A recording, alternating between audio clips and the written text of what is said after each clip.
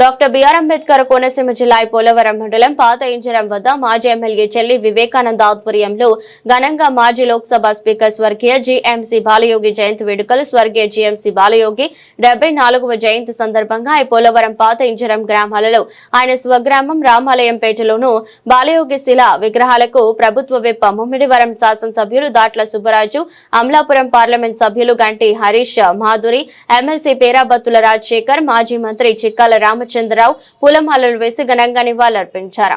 ఈ సందర్భంగా పలువురు బాలయోగి చేసిన సేవా కార్యక్రమాలను కొనియాడారు. కార్యక్రమంలో కూటమి నేతలు కార్యకర్తలు అభిమానులు ప్రజలు మీడియా మిత్రులు భారీ సంఖ్యలో పాల్గొన్నారు.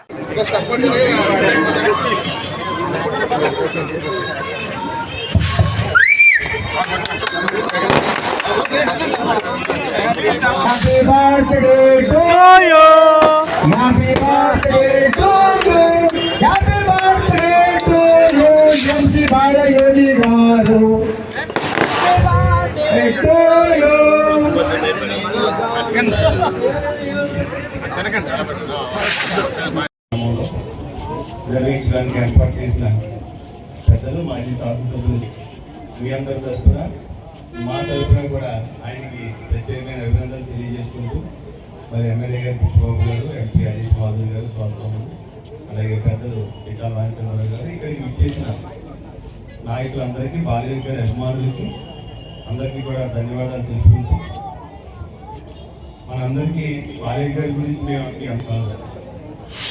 ఆయన అభివృద్ధి అంటే బాలయోగి గారు అంటే అభివృద్ధి. ఈ ప్రాంతానికి ప్రజలు ఎప్పుడు ఏది అడగకపోయినా కూడా మనం బ్రిడ్జ్ కావాలని అడగల, ఆయన కట్టాడు. అలాగే మన ఏడులకు చుట్టూరు మరి రక్షణగా బలపరచాలని మనం అడగలేదు. ఆయనే ఒక విజనంలో నాయకుడిగా ఈ ప్రాంతానికి ఏం అవసరం అని అన్ని సౌకర్యాలు, తీర ప్రాంతాలకు మంచినీరు సౌకర్యాలు, రోడ్లు అన్నీ ఇచ్చిన గొప్ప మహానేత. ఆయన వారసులుగా మరి హరీష్ మాధురి గారు అవ్వచ్చు, పుష్పబాబు గారు అవ్వచ్చు, మేము అవ్వచ్చు, లేకపోతే రామచంద్రరావు గారు, మేమందరం కూడా ఆయన జయంతిని ఘనంగా జరుపుకోవడమే కాకుండా ఆయన ఏదైతే మన ప్రాంతాన్ని అభివృద్ధి చేశారో ఆ అభివృద్ధి ఫలాలని, అదేవిధంగా ఆయన అభివృద్ధిని కూడా కొనసాగించవలసిన బాధ్యత మా అందరి మీద ఉంది. ప్రతి సంవత్సరం కూడా నియోజకవర్గానికి ఆల్రెడీ రెండోసారి చేస్తున్నారు.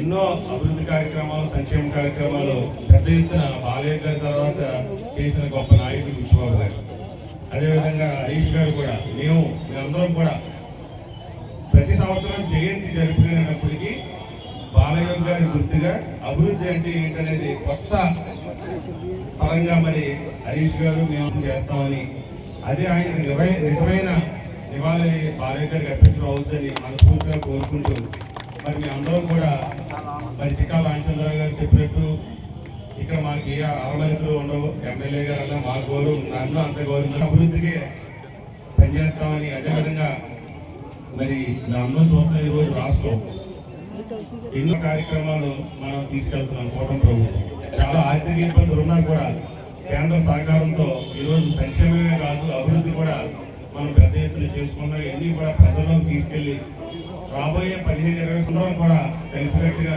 పనిచేయాలని మనస్ఫూర్తిగా కోరుకుంటూ బాలయ్య గారికి మరి ఒకసారి మనస్ఫూర్తిగా నివాళులు అర్పించి నేను